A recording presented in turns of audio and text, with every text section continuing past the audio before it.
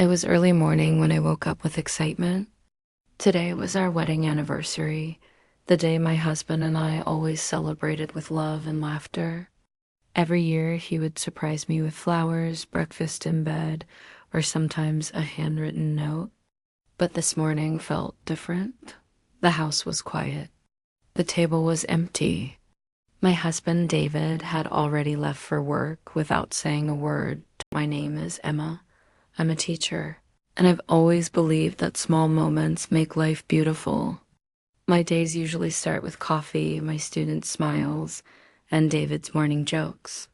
But that day, something felt missing, like a shadow had covered the sunshine of our marriage. I didn't know it yet, but this forgotten anniversary would lead me to uncover a secret that would change everything, the whole day. I tried to convince myself that David might be planning a surprise. Maybe he wanted me to think he forgot, just to make the evening special. I smiled at the thought and even cooked his favorite dinner, pasta with creamy sauce and garlic bread. But as the clock ticked past 8 p.m., then 9, my excitement slowly turned into worry. When David finally walked in, he looked tired and distant. He gave me a faint smile, avoided my eyes, and said, "It was a long day at work." I waited for him to say more, maybe to mention our anniversary, but he DID'd and seemed out later that night. As he fell asleep beside me, I noticed his phone light up. A message popped up. Did she find out yet? My heart skipped a beat. My hands trembled. I stared at the screen, trying to make sense of it. Who was this message from? What did it mean? In that quiet moment, our home no longer felt warm. It felt like a stranger's place, and I knew my peaceful life was about to change forever. The next few days felt like walking through a storm.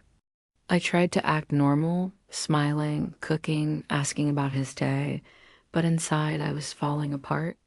Every time David's phone buzzed, my heart raced. I didn't want to be the kind of wife who snoops, but that message wouldn't leave my mind. Did she find out yet? I couldn't sleep. I replayed our memories, the laughter, the small gifts, the way he used to look at me. When did things change? Was he hiding something? Or was it me who changed? One morning, I gathered the courage to check his study. It was where he spent most of his time lately. As I opened a drawer, I found a small wrapped box and a letter beside it. My hand shook as I picked it up.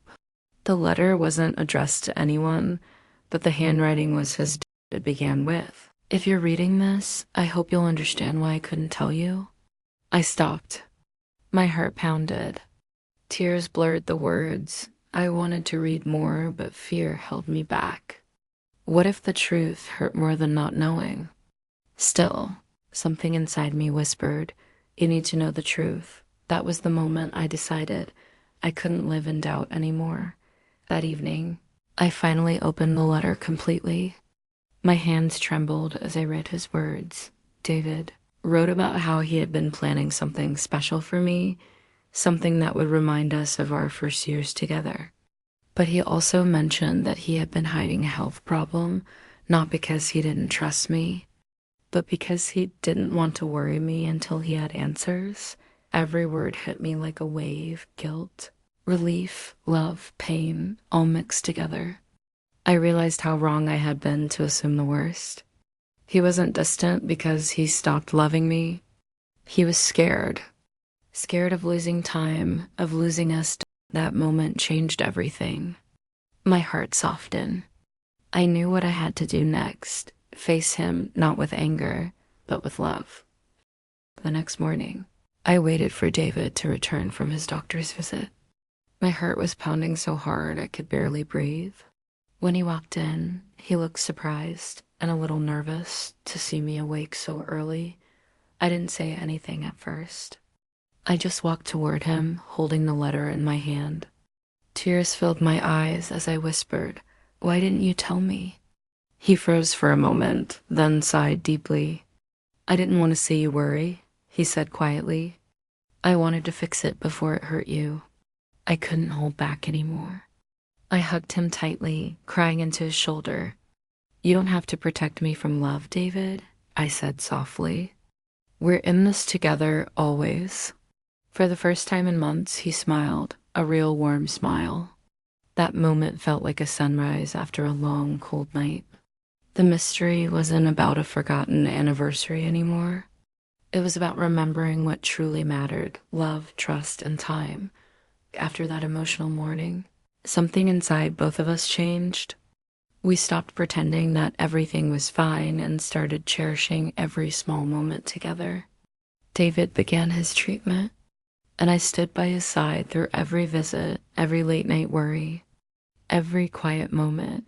We started spending more time doing the things we loved, walking in the park, cooking dinner together, and talking for hours about our dreams. Every day felt like a new chance to celebrate life, not just an anniversary on the calendar. One evening, David surprised me with a small box. Inside was a silver bracelet with tiny engravings that read, "Every day with you is our anniversary." I couldn't hold back my tears. That night, I realized that love isn't about big surprises or perfect plans. It's about being there, no matter what. The forgotten anniversary had become a beautiful reminder that love, when true, never really forgets. Sometimes, life gives us moments that test our love, not to break it, but to make it stronger. I learned that love is not about gifts, dates, or perfect words. It's about presence, patience, and understanding, even in silence. If this story touched your heart, don't forget to like, share, and comment below. Tell me, what does love mean to you? And remember, sometimes a forgotten anniversary can lead to the most unforgettable love story.